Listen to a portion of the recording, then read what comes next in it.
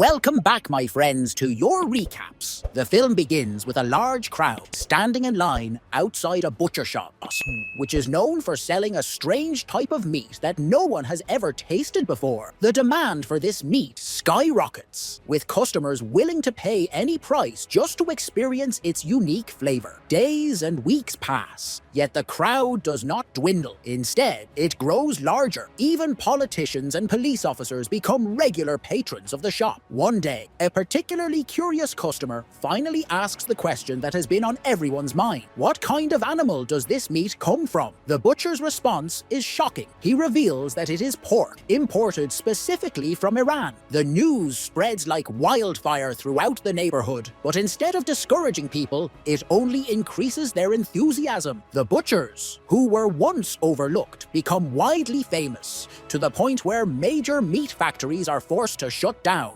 due to the overwhelming demand for Iranian meat. The film then follows the story of the butcher shop, run by an ambitious couple, Vincent and Sophie, in the outskirts of Paris. At first glance, their life seems smooth and stable, but the reality is quite different. Their shop barely attracts any customers, and those who do visit often feel uneasy due to Vincent's peculiar habit of giving meat massage sessions. One day, a group of radical vegan activists, masked and determined, storm into the shop. They throw blood on the butchers and wreak havoc, causing destruction all around. Furious, Vincent manages to grab hold of one of them and pins him to the ground. At first, the activist resists, but Vincent manages to remove his mask, revealing his face. Just then, the activist's comrades rush to his aid, assault Vincent, and make a quick escape. That same day, Vincent and Sophie visit their friends, Stephanie and Mark, for lunch. While in the kitchen, Sophie confides in Stephanie that the bank has refused to grant them a loan, and that they are on the verge of bankruptcy. At first, Stephanie tries to comfort her friend, but soon after, she starts boasting about her husband, who earns a great deal of money. It turns out that Stephanie and her husband, Mark, also own a butcher shop, but theirs is incredibly successful, as if they were immune to bad luck. A little while later, the four of them sit down to eat together, and Vincent starts talking about the recent vandalism at his shop. Initially, Mark laughs at him for not having any security measures in place, but then he retrieves a shotgun and hands it to Vincent, telling him that it will help him protect his business from any threats. Even though Vincent doesn't have a firearm license, he accepts the gift without hesitation. On their way home, Sophie suddenly tells her husband that she has been thinking about divorcing him because their marriage has become unbearably dull. Vincent, however, completely ignores her words, pretending not to care. Suddenly, he spots one of the vegan activists who had destroyed his shop earlier. Fueled by rage, he decides to teach him a lesson. He reverses his car to trap the activist, but in doing so, he loses control of the vehicle and ends up running him over, killing him instantly. Vincent is terrified and panicked by what just happened. He immediately reaches for his phone to call the police, intending to turn himself in and explain that it was just an accident, but Sophie quickly stops him, exclaiming, "Are you out of your mind? Do you realize you could spend years in prison for this?" Then, an idea strikes her, one inspired by a notorious serial killer named Michel Francois, who used to dismember his victims, place them in black bags, and scatter them around the city. At that moment,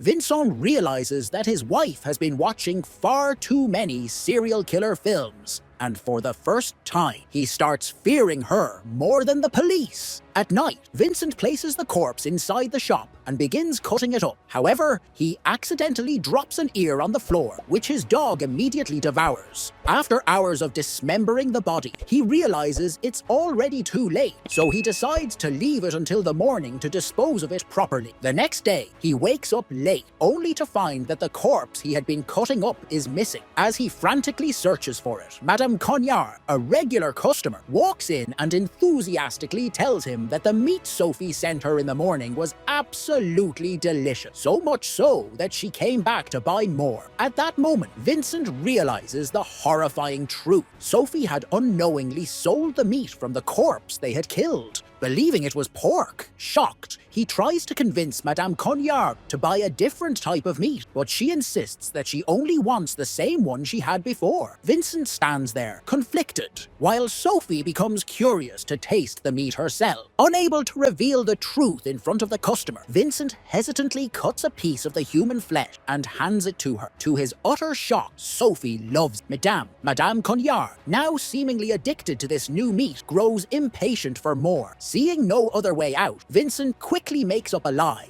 telling her that the meat is imported from Iran, which is why it's so rare and delicious. He ends up selling her a large quantity, and once she leaves, he confesses everything to Sophie. But what terrifies Vincent even more is Sophie's reaction. She is completely unfazed. In fact, she even suggests that they continue selling human meat, saying that it could be the perfect way to get rid of body. Vincent is horrified by her suggestion and desperately wants to get rid of the meat as soon as possible. But before he can act, another customer walks into the shop, asking for the same meat that Madame Cognard had bought. Over time, the so-called Iranian meat, which was actually human flesh, created a massive sensation in the neighborhood, and the couple made an enormous fortune from selling it. Vincent's curiosity grew, especially as the demand for this mysterious meat skyrocketed. One night, he decided to take a piece home and try it himself. At first, he hesitated, but once he took a bite, he was astonished. He actually liked it. Sophie leaned in with a sly smile and whispered, "It seems those vegans have some incredible meat. Their blood is so pure. That must be what makes them taste so good." Then, as if possessed by a devilish thought, she proposed an idea that even Satan himself wouldn't have dared to think of. "Why don't we start hunting these vegans who've been such a nuisance to us? We could make a fortune selling their meat." But Vincent immediately shut her down, calling the idea ridiculous and unethical. "For God's sake, Sophie, that's insane. And by the way, stop watching all these serial killer documentaries. They're messing with your head." The next day, their daughter, Chloe, brings her boyfriend, Lucas, over for lunch. The family had prepared a delicious steak for him, but unfortunately for him, he refuses to eat it, announcing that he's a vegan. Chloe joins him in solidarity, which frustrates her parents even more. After their guests leave, Vincent and Sophie sit together, fuming over how their carefully planned meal was ruined by a couple of vegans. Vincent becomes increasingly frustrated, and in that moment, he makes a chilling decision to go through with Sophie's plan and start hunting vegans, and it seems like their first target is already set: Lucas, their daughter's boyfriend. That night, the couple heads to a vegan restaurant and picks out its chubby owner as their first victim. They stalk him for a while until Vincent finally breaks into his room wielding a cleaver, but at the very last second his nerves fail him and he panics, fleeing the scene in a rush. With their first attempt an utter failure, Sophie realizes they need more practice. The next day they devise a new plan. They pretend to be vegans and join a protest in front of a supermarket, hoping to find an easy target to hunt down. In the end, a thin man approaches them and praises their efforts in supporting the vegan cause. Sophie convinces him to meet at a parking lot to discuss all matters related to veganism. According to their plan, the couple arrives early and begins brainstorming different ways to kill their target. A while later, the vegan man arrives in a large car, but they are caught off guard when they see that he has brought along two of his friends. With no other choice, Vincent and Sophie are forced to cancel their plan. However, the real shock comes when the vegans reveal that they are planning to raid a butcher shop and invite them to join. Afraid of blowing their cover, the couple reluctantly agrees. During the journey, they continue to make up lies about themselves, claiming they own a flower shop. When they finally arrive at the location, they are stunned to realize that the targeted butcher shop belongs to their wealthy friends,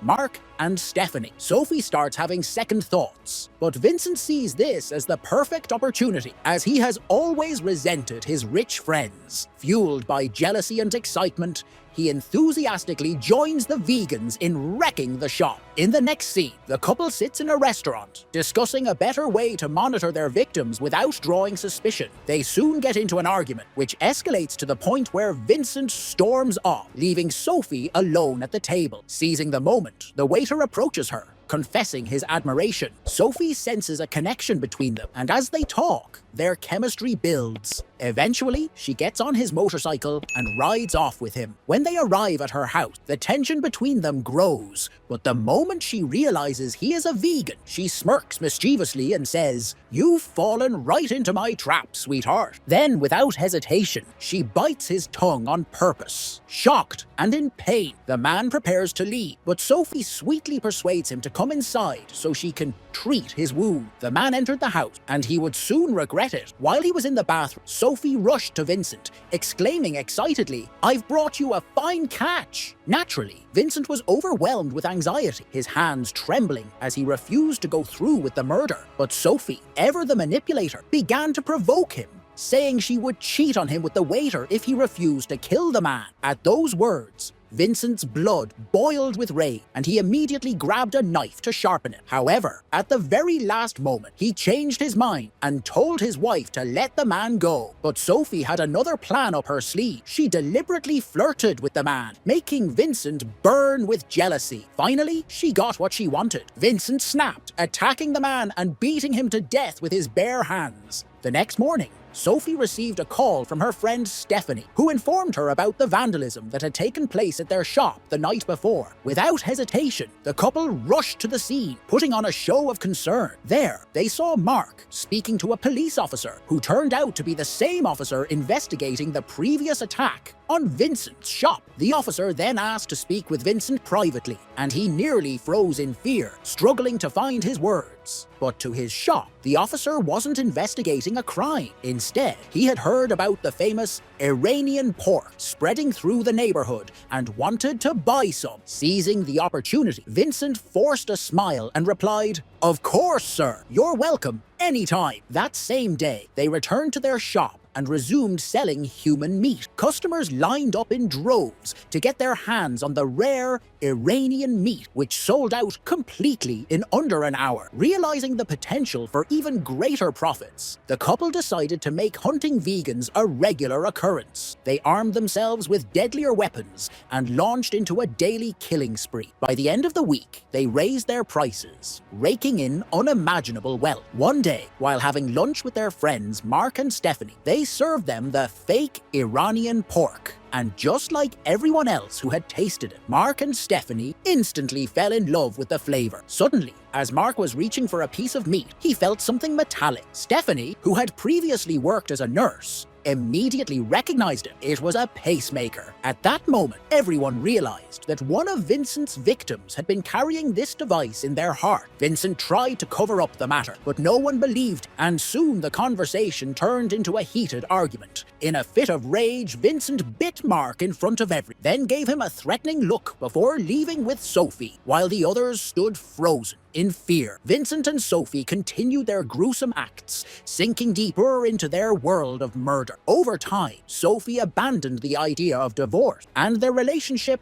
not only returned to normal, but became stronger than ever. One day, they decided to attend a vegetarian festival. There, Vincent spotted a chubby little boy and couldn't resist the thought of killing him and harvesting his meat. However, after a moment of reflection, he felt disgusted with himself and decided to leave. As they were about to go, they ran into their daughter, Chloe, and her vegetarian boyfriend, Lucas, who was shocked to see them at such an event. During their conversation, Lucas mentioned that many vegetarians had gone missing recently and that he was certain butchers were responsible. Vincent tried to deny the accusations, but Lucas lost his temper and started shouting, accusing them of being part of the murderous butchers, then demanded they leave immediately. At that moment, one of the vegetarians who had previously accompanied them to Mark's butcher shop overheard their conversation and started connecting the dots. As they were leaving the festival, Sophie set her eyes on a well-built woman and told her husband she would be their next target. Unfortunately, Vincent's murderous cravings returned once again. After completing their grim task, they returned home that night. Vincent was busy butchering the woman's body when he suddenly heard a knock on the door. Panicked, he went to open it, only to find a police officer standing at the entrance. Vincent opened the door,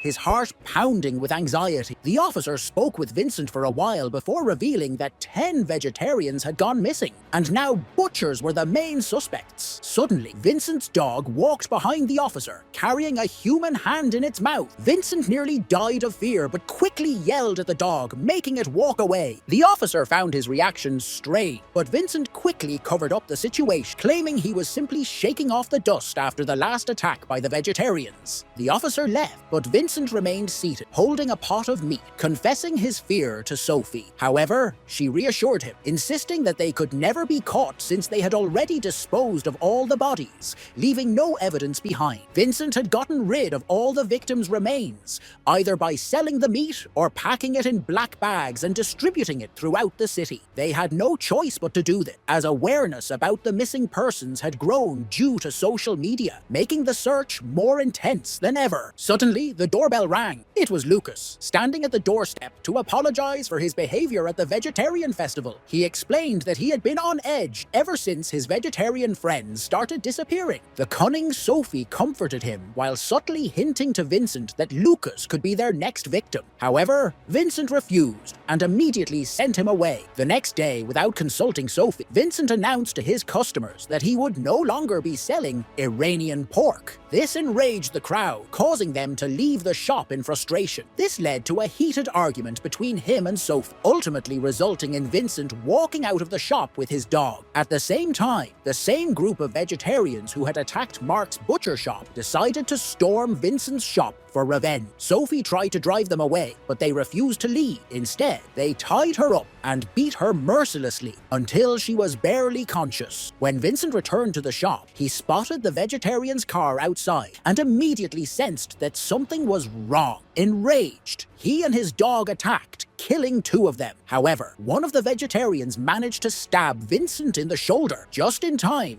Sophie regained her strength and killed the attacker. The film ends with the couple being arrested and charged with 30 murders. It is revealed that Mark and Stephanie had reported Vincent's suspicious behavior to the police, ultimately leading to their capture. Due to the severity of their crimes, Sophie and Vincent were sentenced to death, a punishment they undoubtedly deserve. Please, if you like my content, support me with a like and subscribe to the channel. Have a nice day, my friend.